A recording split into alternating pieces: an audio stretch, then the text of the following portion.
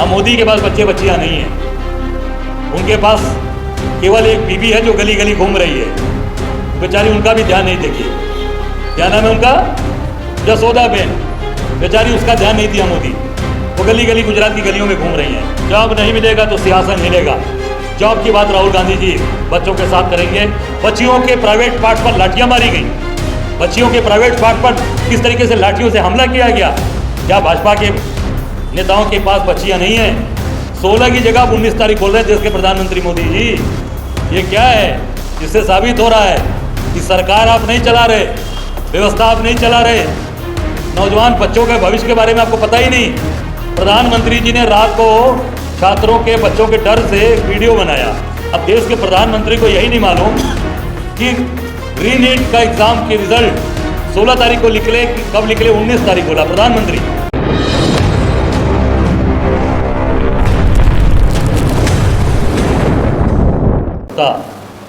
देशतर प्रवक्ता आदरणीय संजीव सिंह जी, मंच पर बैठे हमारे आदरणीय जिला अध्यक्ष राजेश्वर पटेल जी, हमारे शहर अध्यक्ष श्री भाई राघवेंद्र जी, हमारे यूथ के अध्यक्ष चंचल जी और यहाँ उपस्थित हमारे सभी साथियों, कार्यकर्ता साथी, हमारे पत्रकार साथियों, भाइयों और बहनों, छायाकार साथियों, भाइयों और बहनों, आज सबको मैं सावन के इस पवित्र महीने की शुभकामनाएं देता हूं। बाबा विश्वनाथ सबका मंगल करें, सबको सुखी करें और सबको प्रसन्न रखें, ये बाबा से प्रार्थना है।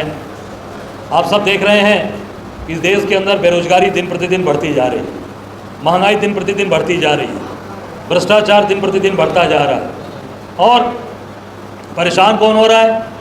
हमारा नौजवान भाई, हमारा नौजवान बेटा, हमारी बच्चियां, बच्चे, बहनें, और जो अपने भविष्य के लिए दिन रात मेहनत कर रहे हैं, परिश्रम कर रहे हैं, अपने घर परिवार से सहयोग लेकर वो पढ़ाई कर रहे हैं, एग्ज़ाम दे रहे हैं, मांगे मांगे सरकारी फॉर्म को भर रहे हैं, पर उसका नतीजा पूरी तरीके से जीरो आ रहा है।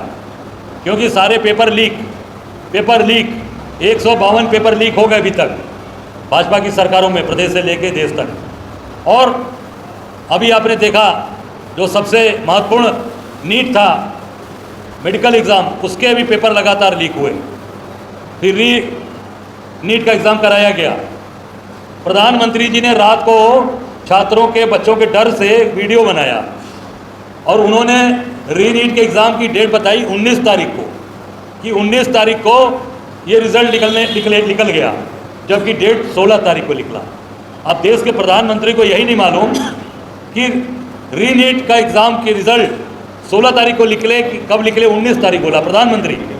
ये कितनी बड़ी चूक है, या जो अधिकारी तंत्र काम कर रहा है वो इनको बेवकूफ़ बना रहा है प्रधानमंत्री को। 16 की जगह 19 तारीख बोल रहे हैं देश के प्रधानमंत्री मोदी जी। ये क्या है? इससे साबित हो रहा है कि सरकार आप नहीं चला रहे, व्यवस्था आप नहीं चला रहे। नौजवान बच्चों के भविष्य के बारे में आपको पता ही नहीं। पूरे देश को आपने बर्बाद कर दिया। ये 16 और 19 का डेट केवल भूल चूक नहीं है, ये इस देश के भविष्य को, देश के नौजवानों का भविष्य आपने बर्बाद कर दिया, ख़त्म कर दिया। डेट नहीं मालूम आपको। उसी को हमारे नेता आदरणीय राहुल गांधी जी ने चैलेंज के रूप में लिया। और आप देख सकते हैं जब बच्चों पर लाठियां चली, बच्चियों पर लाठियां चली, तो हमारे नेता आदरणीय राहुल गांधी जी ने इस देश के इतिहास में पहली बार इस देश के प्रधानमंत्री के आवास का घेराव किया और ज़बरदस्त घेराव किया। पूरी तरीके से राहुल जी के साथ मोदी और अमित शाह की पुलिस ने उनके साथ जो मिसबिहेव किया, जो उनके साथ चोटें आई, उनके पैर में, हाथ में, आपने देखा उनके नाक से खून निकला। ये मोदी और अमित शाह की पुलिस ने उनके साथ दुर्व्यवहार किया, अमानवीय कृत्य किया। बच्चियों के प्राइवेट पार्ट्स पर लाठियां मारी गई। बच्चियों के प्राइवेट पार्ट पर किस तरीके से लाठियों से हमला किया गया। क्या भाजपा के नेताओं के पास बच्चियां नहीं हैं? हाँ, मोदी के पास बच्चे बच्चियां नहीं हैं। उनके पास केवल एक बीबी है जो गली गली घूम रही है। तो बेचारी उनका भी ध्यान नहीं देखिए। क्या नाम है उनका? जसोदा बेन। बेचारी उसका ध्यान नहीं दिया मोदी। वो गली गली गुजरात की गलियों में घूम रही हैं। यहाँ तक कि जब विधानसभा का उन्होंने नामांकन किया, 3 बार विधायक बने, उस विधायक के शपथ पत्र में भी कहीं भी जसोदा बेन का नाम की चर्चा नहीं आई। शादीशुदा है कि नहीं वो भी ब्लैंक कर दिया। जब हम लोगों ने जानकारी प्राप्त कर लिया कि मोदी की धर्म पत्नी है जसोदाबेन, तब 2014 के लोकसभा के चुनाव में उन्होंने जिक्र किया कि मैं शादीशुदा हूँ और हमारी बीवी जसोदाबेन जी हैं। आप सोच सकते हैं, ऐसा व्यक्ति देश का प्रधानमंत्री बना है जो अपनी बीवी का ही ध्यान नहीं दिया और केवल जनता को ठगने का काम, देश को बर्बाद करने का काम किया मोदी ने।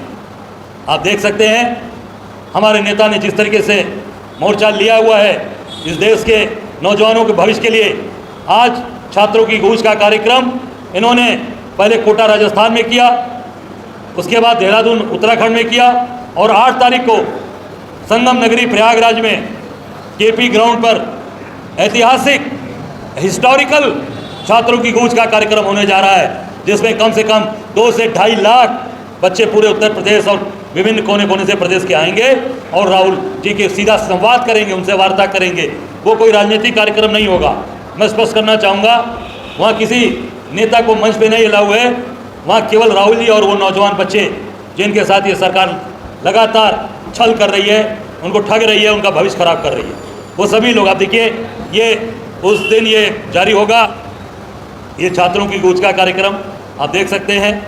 ये जॉब नहीं मिलेगा तो सिंहासन हिलेगा, जॉब की बात राहुल गांधी जी बच्चों के साथ करेंगे, क्योंकि इलाहाबाद में जितने भी हमारे बच्चे बच्चियां हैं वो अपने भविष्य के लिए वहाँ लगातार वो परीक्षाएं दे रहे हैं सिलेक्शन के लिए, चाहे वो दरोगा हो, सिपाही हो, लेखपाल हो, PCS हो, IAS हो, सबकी तैयारी करते हैं बच्चे। और लगातार वो विश्वविद्यालय हमारे पूर्वांचल का ऑक्सफोर्ड कहा जाता है, ऑक्सफोर्ड कहा जाता है, वो ऑक्सफोर्ड में तैयारी करते हैं बच्चे और वहीं पर अपना भविष्य संवारते हैं। उसमें 8 तारीख को 5 बजे केपी ग्राउंड पर आदरणीय राहुल जी पधार रहे हैं। उत्तर प्रदेश जम के स्वागत करेगा और अभी तक के हिंदुस्तान के सबसे बड़ा इतिहास का छात्रों की गूंज का कार्यक्रम संगम नगरी प्रयागराज में होने जा रहा है, जिसमें हमारे पूरे उत्तर प्रदेश के कोने कोने से बच्चे वहाँ पहुँच रहे हैं, अपने संसाधन से, अपने ट्रेन से, बस से, गाड़ियों से पहुँच रहे हैं।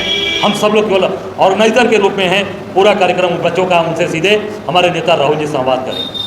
आप देख सकते हैं भगवान राम के दरबार में चढ़ावा चोरी कर गए और चढ़ावा चोरी में अभी तक किसी ऐसे लोगों की गिरफ्तारी नहीं हुई जिन्होंने चढ़ावा चोरी का सारा पैसा हजम किया और सारा चढ़ावा चोरी का पैसा केंद्र, दिल्ली और संघ कार्यालय भेजा। चंपत राय बंसल की गिरफ्तारी क्यों नहीं हुई अभी तक? बताइए योगी जी, आप SIT का गठन करते हो, SIT में भी उसी आदमी को देते हो नाम आप जो उत्तर प्रदेश सरकार ने गठन किया था, विजय विश्वास पंत, जो प्रयागराज के भगदड़ का मुख्य व्यक्ति, जिसने सुबह सुबह कहा था कि जागो, अमृत वर्षा हो रही है, होने वाली है, पहुंचो जल्दी से प्राप्त कर लो। उसके बाद भगदड़ हुई जिसमें काफ़ी बड़ी संख्या में लोग उस भगदड़ में दब के मर गए। उस व्यक्ति को आपने उसका चेयरमैन बनाया इसलिए कि चंपत राय बंसल बच जाएं, अनिल मिश्रा बच जाएं, गोपाल राव बच जाएं, गोविंद गिरी जो कोषाध्यक्ष हैं बच जाएं और निपेंद्र मिश्रा जो प्रधानमंत्री के प्रधान सचिव रहे 5 साल, वो उनका नाम दूर दूर तक ना आए। इसने आपने एक आरोपित व्यक्ति को चेयरमैन बनाया। लगातार हम लोग कह रहे हैं कि ये SIT ठीक नहीं है। उसके बाद माननीय सर्वोच्च न्यायालय ने संज्ञान लिया।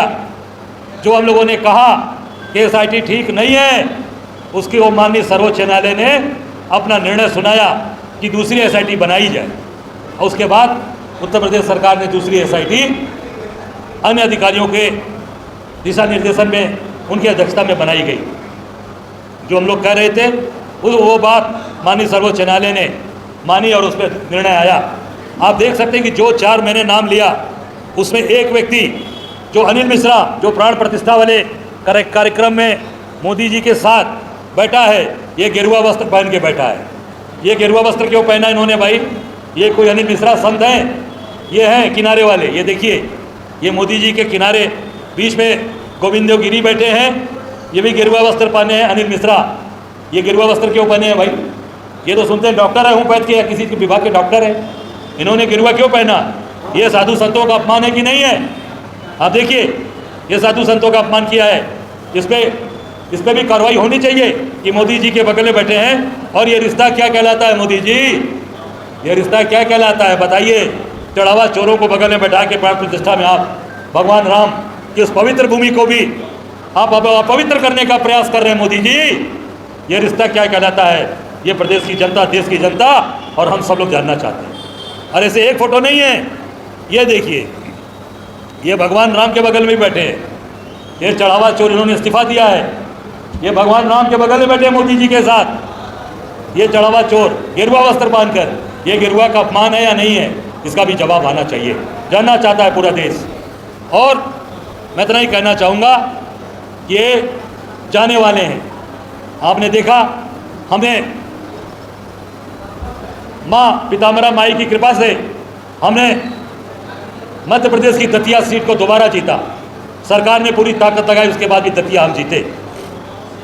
बिहार में प्रशांत किशोर जीते बांकीपुर सीट, वहाँ भी कांग्रेस पार्टी ने प्रशांत किशोर की पार्टी का समर्थन किया था, वहाँ भी बांकीपुर में कांग्रेस ने समर्थन किया था। और सबसे बड़ी बात, जो मोदी जी ने कहा था कि हमारे बॉस, मोदी ने कहा था ना कि नितिन नवीन हमारे बॉस हैं, तो मोदी के जो बॉस नितिन नवीन अपना बूथ भी हार गए, अपना बूथ भी हार गए। खुद का घर का जो उनका बूथ था वो बूथ हार गए। इससे साबित हो रहा है कि भारतीय जनता पार्टी अब इस देश से जाने वाली है, क्योंकि मोदी के बॉस ही जब हार गए, उनके घर का बूथ हार गया। जो 30 साल से नवीन नितिन के कब्जे में थी, उनके पिताजी भी 2 या 3 बार MLA थे, नवीन नितिन के पिताजी, और उसके बाद नवीन नितिन जी भी थे। अब वही इतिहास, वही चीज़ अब बनारस में भी दोहराने जा रही है। बनारस की 8 सीट हराएंगे भाजपा को। यहाँ भी एक सीट है जो माँ के पास थी, बाप के पास थी, और अब बेटे के पास है। ये सभी सीटें हम हराएंगे, टंकी की चोट पर हराएंगे। जैसे मोदी को 24 में हराया, अब इन सबों को 2027 में ये जो माँ बाप बेटा जो कब्जा करके बैठे हैं 30 40 साल से, इस बार बनारस की जनता टंकी की चोट पर हराएगी और इनको आज पूरे देश से उखाड़ कर फेंकेगी कांग्रेस पार्टी। हम सब लोग दिन रात इस पर काम कर रहे हैं, मेहनत कर रहे हैं। हमारे नेता आदरणीय राहुल जी, अंत में एक बात कहना चाहूँगा, उत्तर प्रदेश के कोटा राशन डीलरों की मांग लगातार चल रही है, वो आंदोलित हैं। अभी लखनऊ में काफ़ी बड़ा उन्होंने अभी इको गार्डन के अंदर प्रदर्शन किया था, और उनकी मांग है कि जो उत्तर प्रदेश में प्रति कुंटल 90 रुपये उनको कमीशन दिया जाता है, ये बहुत कम है। दिल्ली में 200 रुपये प्रति कुंटल ये सरकार दे रही है, दिल्ली की सरकार जो इनकी भाजपा की सरकार है। गुजरात में 200 रुपये प्रति कुंटल दे रही है, और 2000 रुपया प्रति माह मानदेय है। 200 रुपया प्रति कुंटल भी है गुजरात में, और 2000 रुपया उनको 2000 ये इनको 20,000 रुपया 20,000 रुपया प्रति माह मानदेय भी दिया जाता है वहाँ के कोटेदारों को। हरियाणा में 200 रुपया प्रति कुंटल, उत्तराखंड में 250 रुपया प्रति कुंटल। तो उत्तर प्रदेश के डीलरों को 90 रुपया क्यों भाई? और 4 से 5 महीने में भुगतान भी देते हैं, 4 5 महीना देखकर। और इसमें बाकायदे तमाम इन्होंने अंगूठा लगवा कर डीलरों को परेशान करने का काम किया। और एक बात बताना चाहूँगा कि इनकी जो डीलरों को जो 100 क्विंटल गल्ला दिया जाता है, उसमें से 10 किलो निकाल लिया जाता है। उत्तर प्रदेश में केवल 90 किलो दिया जाता है। 1 क्विंटल जो होता है उसमें से 10 किलो निकाल कर 90 किलो उनको दिया जाता है। 10 किलो क्यों निकाल लिया जाता है उनका? ये पूरी तरीके से बेचारे उनको परेशान किया जाता है। और मजदूरों को जो इनको काम मिलता है वो 15 से 16 दिन का ही काम मिलता है। प्रशासनिक दबाव में रैलियाँ जुटाने का भी इनके ऊपर दबाव रहता है कि भाई गांव से जितने भी आप राशन बांटते हैं वहाँ से ज़्यादा लोगों को लेकर मोदी जी योगी जी की रैलियों में आइए। बसों में जो दिया जाता है ना, पैसा देकर, खाना देकर, वो कोटेदारों के माध्यम से सब किया जाता है। मुझे लगता है कि निश्चित तौर से इनका मानदेय 200 रुपया प्रति क्विंटल, मेरी मांग है कि जो 90 रुपये क्विंटल है इसको बढ़ाकर इनको 200 रुपया प्रति क्विंटल उत्तर प्रदेश के डीलरों को इनको देना चाहिए, जो हमारे कोटेदार हैं राशन के। और जो 10 किलो निकाल लिया जाता है, 90 किलो देते हैं, वो पुनः इनको 100 किलो 1 क्विंटल का इनको पूरा दिया जाए। 10 किलो जो सरकार चोरी करा रही है, मतलब रिकॉर्ड में चोरी हो रहा है, रिकॉर्ड में। मैं बताना चाहूँगा ये 10 किलो चोरी मत कराइए, 100 किलो उनको दीजिए, ताकि वो पूरी तरीके से गरीब लोगों को अपना राशन, जो पात्र हैं उनको अपना राशन दे सके, बेच सके और ईमानदारी से लोगों की सेवा कर सके। बहुत बहुत धन्यवाद।